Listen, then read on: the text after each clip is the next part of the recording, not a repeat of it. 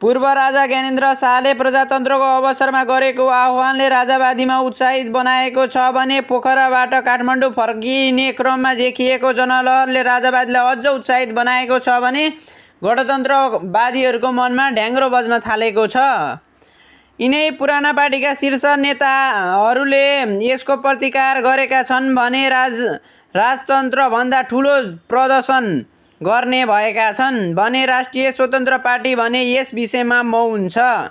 राष्ट्रिय स्वतन्त्र पार्टीका सभापति काठमाडौँ अदालतमा उपस्थित हुने क्रममा पत्रकारसँगको कुराकानीमा get ready for the revolution भन्नाले राष्ट्रिय स्वतन्त्र पार्टी के राजा बोक्न तयार भएको हो?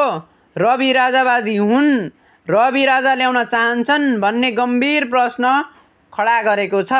राष्ट्रिय स्वतन्त्र पार्टीका पूर्व महामन्त्री मुकुल ढकालको आरोप अनुसार रवि राजाप्रति झुकाव राख्ने र पार्टी खोल्नु अघि भेट गरेको। यदि रवि र राजा एकै ठाउँमा आएर जनतालाई आह्वान गर्ने हो भने नेपाललाई बङ्गलादेश बन्न कति समय लाग्ला? जनता उत्रेलान्? गणतन्त्र रहला? भन्ने मुख्य प्रश्न उठेकै समयमा काठमाडौँका मेयर बालेन्द्र शाहले एक हप्ताभित्र